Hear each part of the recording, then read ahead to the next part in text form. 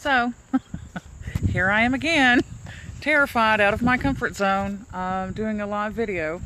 But hey, you know, it could be worse. So, so yeah, I'm terrified, so just bear with me. And I'm new to this selfie stick, you know, the craze of Sean Hayes, so we'll see how that works too. So if it drops, my bad, it's my first time ever using a selfie stick.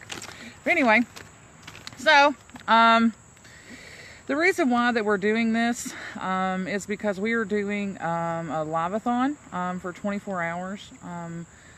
One of our friends in the car business has found out this week that she has stage 3 breast cancer.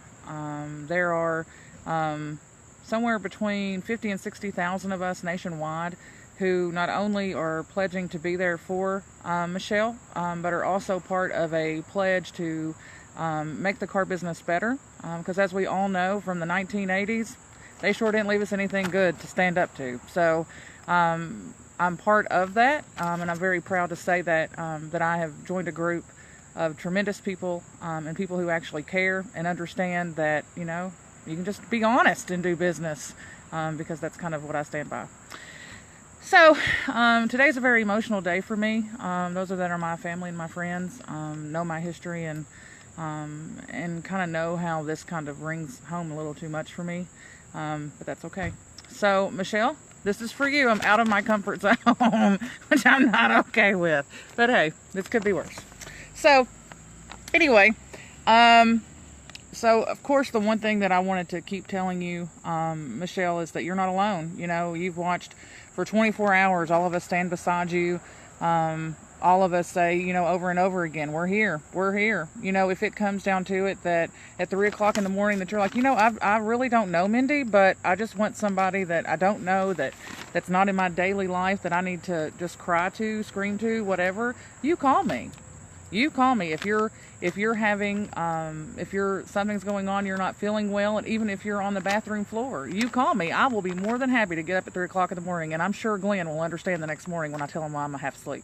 So, anyway, so to tell you a little bit of history, and this is not at all trying to be about me, but just to let you know that I too got that phone call.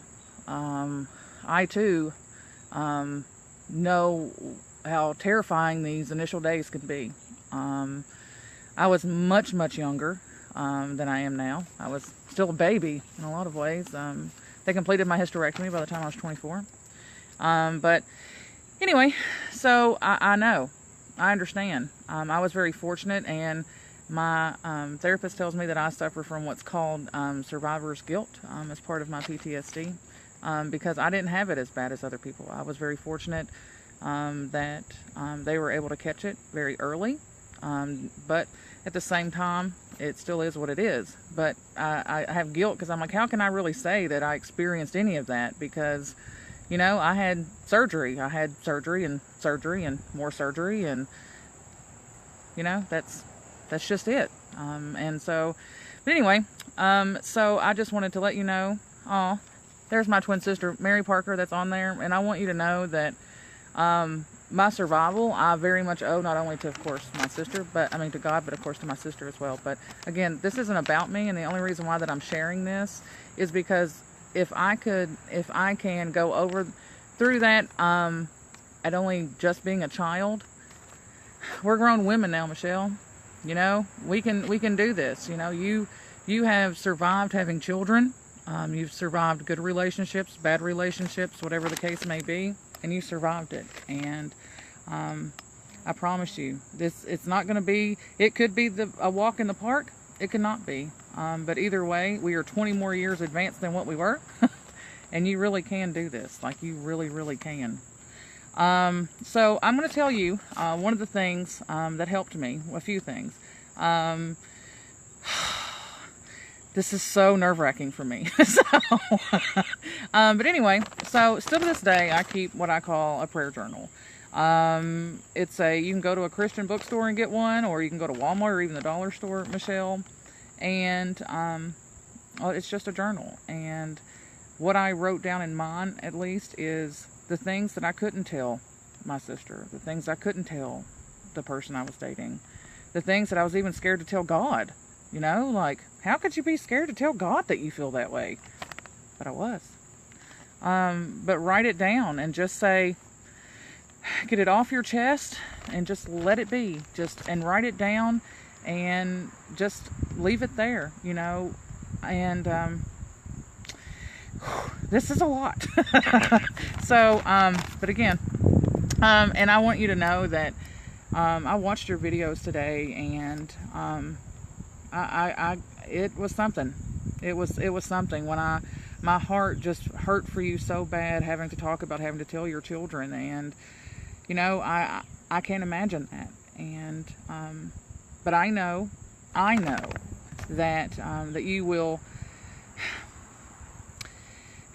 It's going to be some days, girl. It's going to be some days.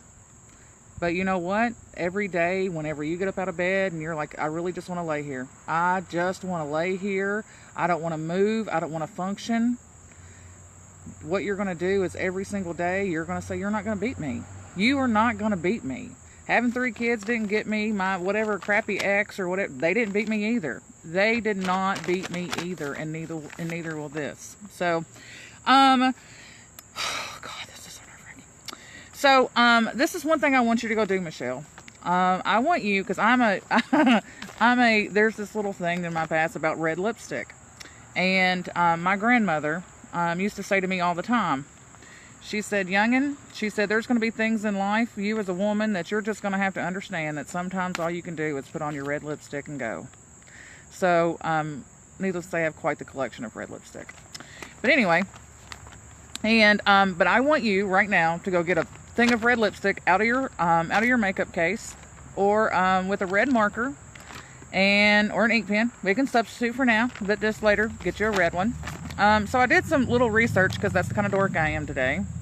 And I'm a statistics kind of person. I'm a numbers kind of person. I'm just that kind of a dork. But anyway, so I want you, this is what I want you to write down. Okay? Tell me when you're ready. I'll let you know.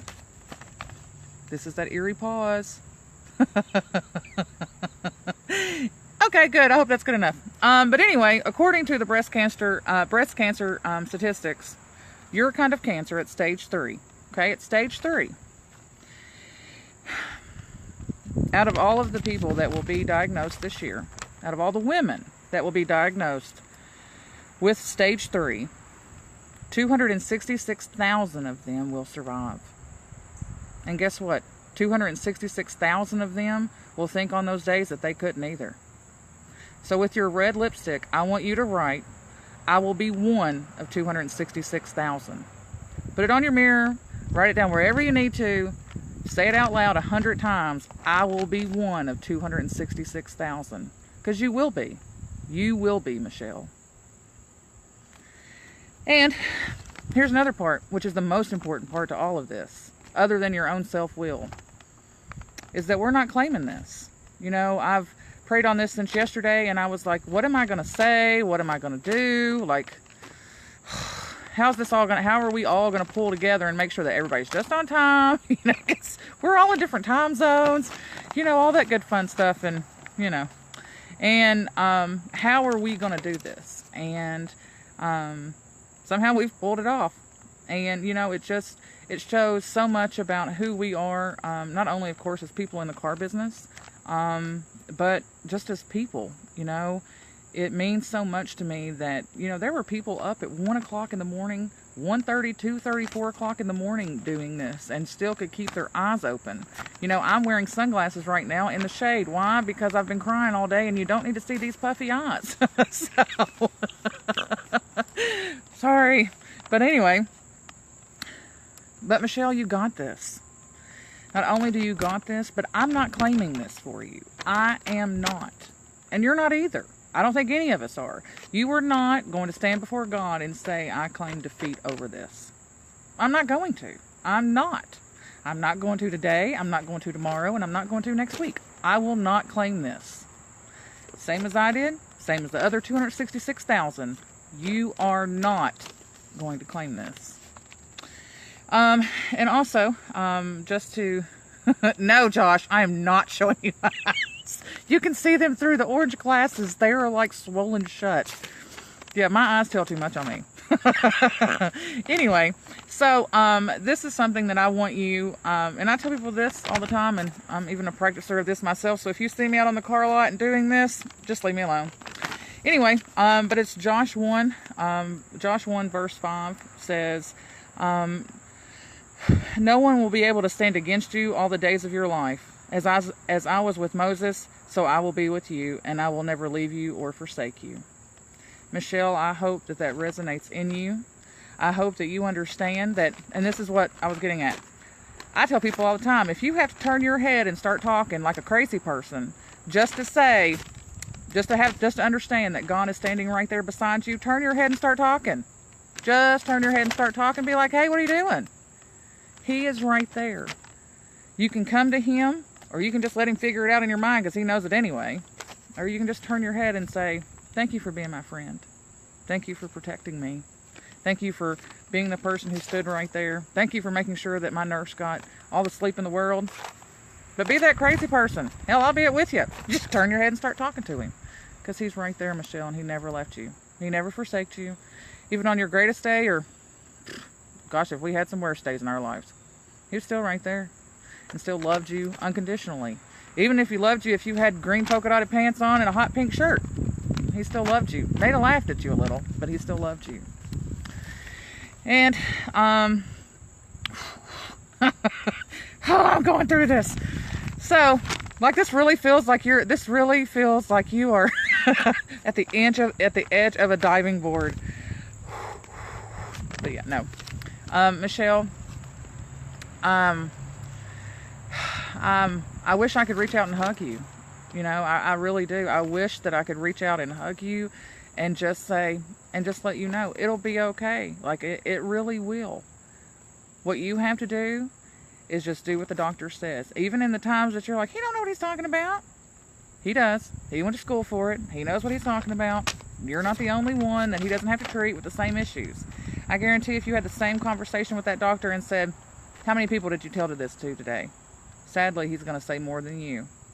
And then also ask him, how many people had a success rate because you told them to do? And watch the smile on his face tell you. 1 of 266,000 is what you'll be, Michelle. And I'm claiming it. And I'm not going to claim nothing else. So, anyway, so I also, needless to say, Facebook stalked you. Like, I noticed, like, what you've been doing since you made your videos. You know, I don't know if it's considered stalking if you kind of tell the person, but that's what I did.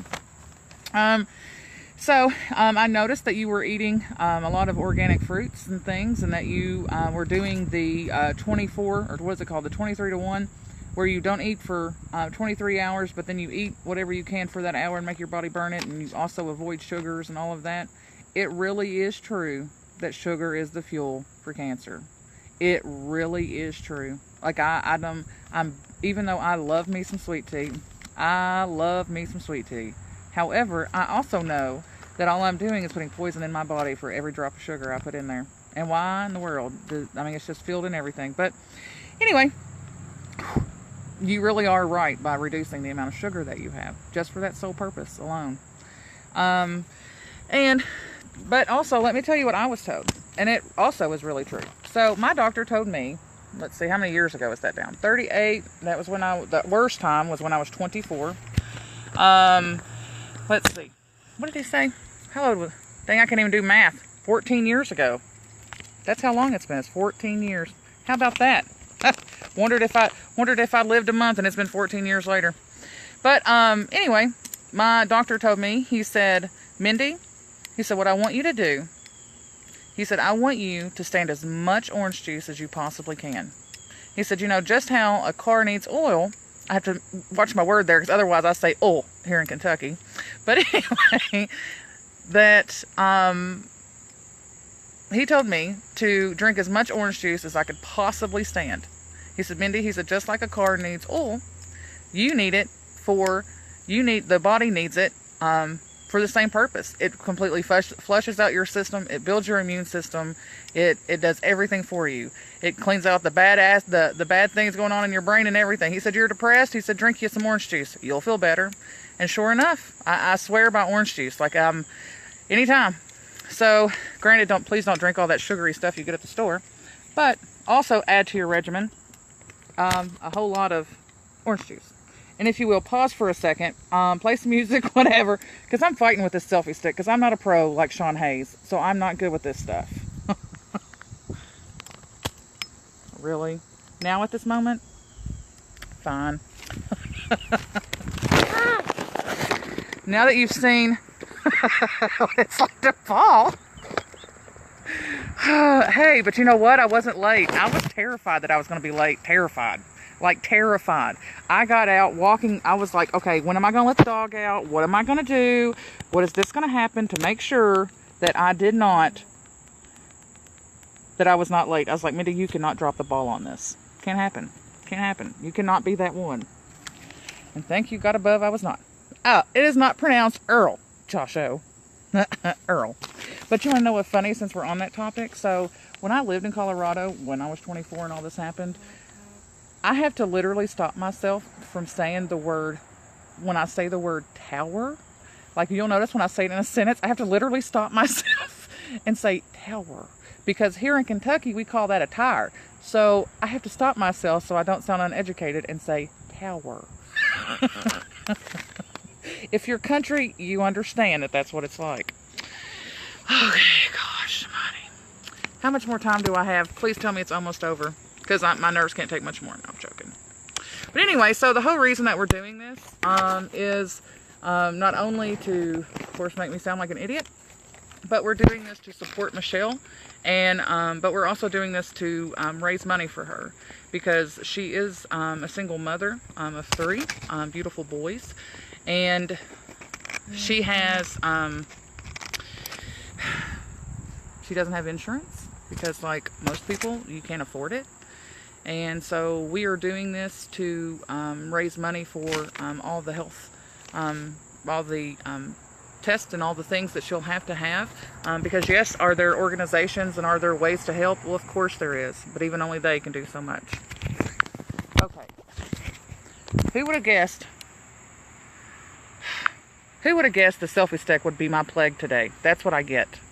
Does it really say I have 14 more minutes? Where's my dog? Can we at least look at my dog for 14 minutes? No, I'm joking. Okay. So, I've watched everybody's videos, and the one thing that resonates to me, and that makes me feel so proud to be in this field, is that we all support each other. You know, gone are the days of the snakes. And alive are the people that have consciences and wish each other well. Michelle, I wish so much that you were near us. I wish so much that, you know, you were near Dan Cummings, because, girl, we would love you up. We would absolutely love you up, as my granny would call it. Oh, BG, trust me, if it wasn't such a trek into the house, I would show you my dog, and you would love him. He's marvelous. I have 2 cats, too. He's marvelous. Right now, I'm sure he's probably eating a hamburger that he's not supposed to be. Because that's just the kind of dog he is.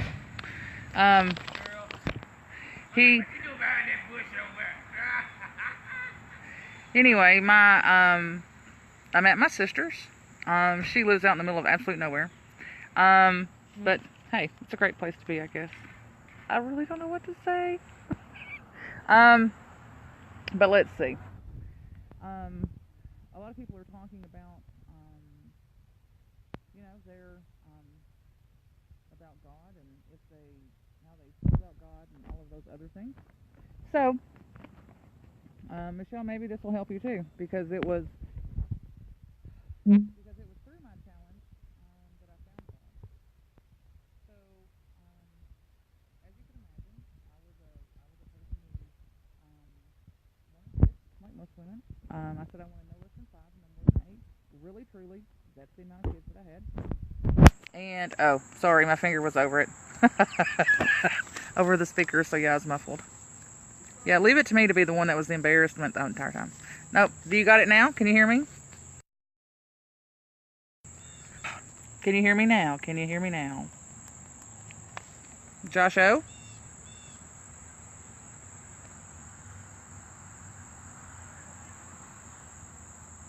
BG, yes. I'll be at the event for sure. Can everyone hear me now? Oh yes, thank you, Mike. Oh, what was I even saying? I kind of forgot. Oh, duh. The most important. Yeah, I know, like the 90s Verizon commercial. That's what I feel like. Trust me. Can you hear me now? Let me tell you something. Since I moved back to Kentucky, I have had quite the plague of my phone. Right now, if I could show you, like, can you see it? So my sister has a food truck. That's the back side of it.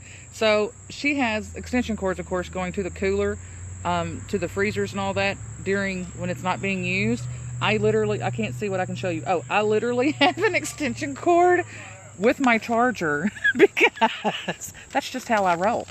I'm like, I'm not going to fail. My phone is not going to be my plague. So it's so funny that I even had audio problems, but yeah.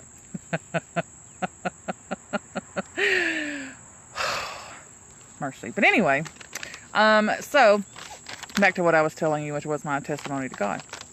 So, I said that I wanted no less than 5 and no more than 8 kids. And,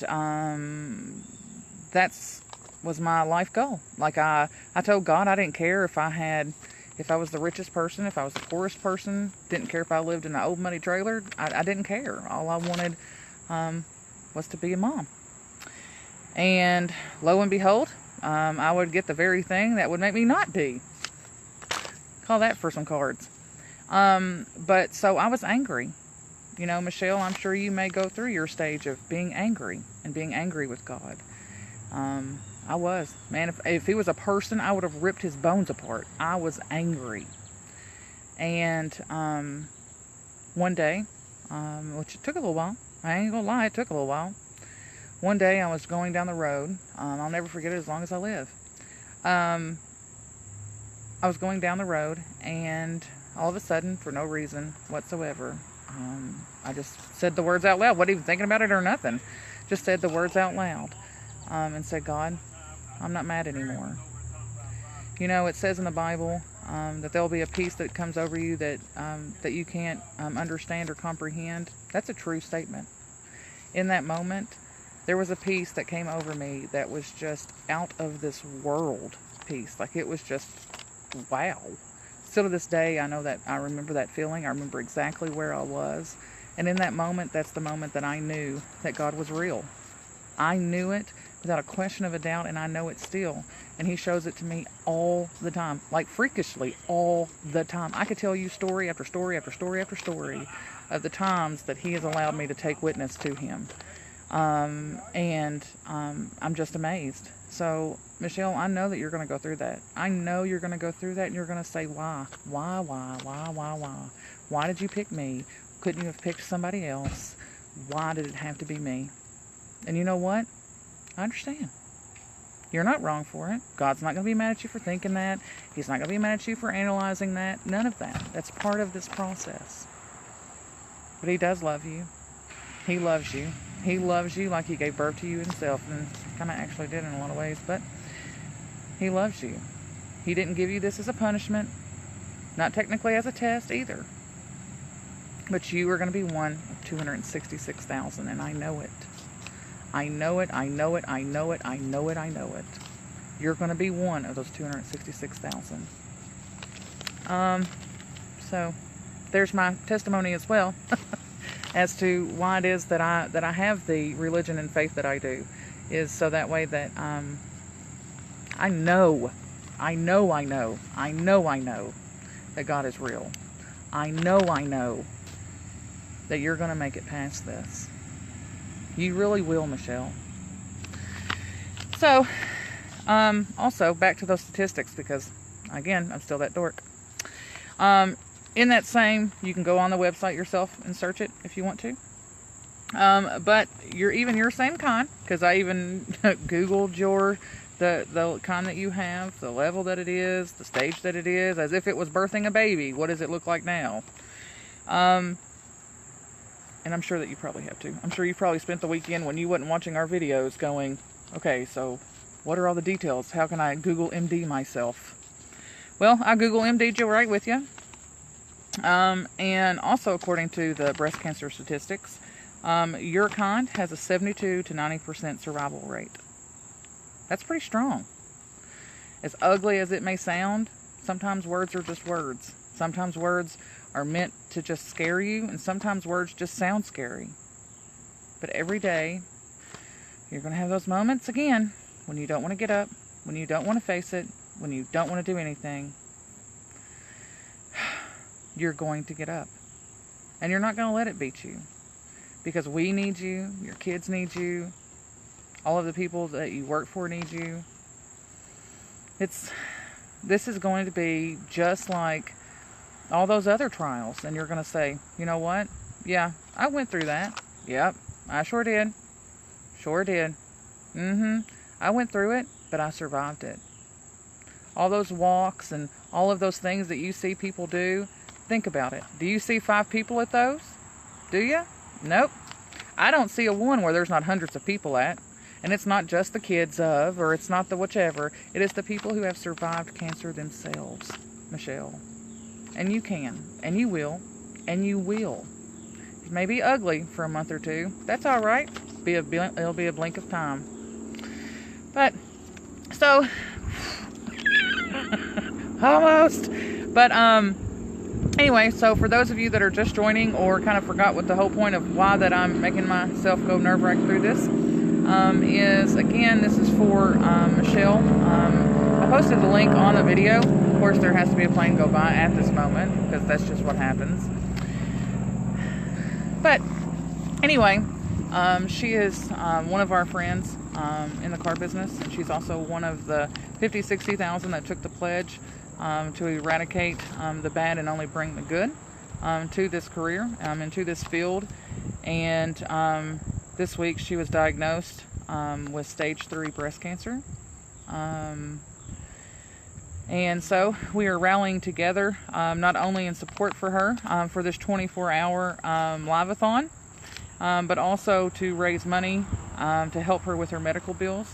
Because as a single mom of 3, she doesn't have money for medical bills. I mean, face it, some of us don't even have that and don't even have money for medical bills. So could you imagine what it's like being a mom of 3? And keep in mind, she still has to coddle them. She still has to be their mom. You know, she still has to be, it's okay that you have a boo-boo. Oh, yes, let's go skating. Okay. Because she has to be a mom. So my friends, my Facebook friends, people whoever this shared to, I don't care if it's $1, even if it's just $1. Do you understand what that dollar could pile up to? It's amazing. So I ask that, you know, if it's more than that, great, fine, fantastic. But if nothing else, $1 can always put into the pile. Myself, I'm doing the $5 per car that I sell for this month, which, so what does that mean? That means I'm going to grind it out this month, because I'm not just working for myself. It's not just for me, it's for somebody else. And there ain't nothing like drive but knowing that you're doing it for somebody else. But you'll notice the link at the top. You'll also see that Josh O posted as well, www.fightwithmichelle.com. And I would really appreciate it. Make it be my Christmas gift, my thank you, my whatever in the world that it could be. Please, if you would, even if it's just $1, even if it's $0.25. Like, I really don't care, just as long as it's something, because this is someone that means something to me. And I'm sure that if she was in your life for 5 minutes would mean a lot to you. So we're going down to the wire. It's almost some time for someone else. And actually, oh wait, of course I forgot. I got to be the headliner. Michelle is actually the next person. So if you follow my page, I'll make sure that I share her video as well, so that way that you can hear it from her herself. I'm excited. And I just wish that I could hug her. I just wish that I could hug her and hold her in my arms and say, it will be okay. So, Michelle, if you haven't went and grabbed your red lipstick yet, I want you to go grab it. let me remind you to go grab it again. And I want you to go right on the mirror, right on a piece of paper, wherever it is. Put it in your car and say, I will be one of 266,000. We are not claiming this for your life. And it will not define you. It doesn't matter. Trust me, girl, I got the scars too. It will not matter. It will not matter if you have a 2-inch scar. That's all right. They make makeup for that. They have plastic surgeons for that. It will not define you. And it doesn't have to. And it doesn't have to be the end of you. I'm so proud of you for sharing this with us. I'm so proud to call you my sister in Christ. I'm so proud of you. So, I'm going to end this with a prayer, which of course is my other, for whatever reason, nervousness too. I don't really understand why, but it is. So, and again, if you haven't watched one of my other ones before, you know that I'm a true believer of where 2 or more are gathered, there he is in the midst. So, here we go. Dear Heavenly Father, we come to you now. We come to you as a group. And we ask you, Father, to be with Michelle. We ask you to remind her that you're always there with her. Whether it be that you play a funny thing on TV or whatever it may be, Father, that you reiterate to her that you are right there with her and that she's not alone. Father, I ask you to be with her boyfriend, Chad. Father, I know that as much as we are supporting her, Father, that I hope that he also understands that we are there with him too. We can't take this from either one of them, Father, but if we could, we definitely would. And I hope, Father, that you surround them, that you send your angels of comfort to them, and that you remind them, Father, that you are there. Father, I ask you to be with their children. I ask you, Father, to whatever it may be, whether it be that you bring a special angel into their lives that has survived it, whether it be a teacher, a friend's mother, whatever the case may be, so that way they can imagine their mommy doing the same. Father, I ask you, Father, I beg of you, Father, to please be with them and comfort them, and please make this be a very short journey and chapter in her life. In Jesus' name I pray. Amen. I don't know how much time I have left. Let's see here. Oh, I'm done. All right, guys. Thank you. Bye.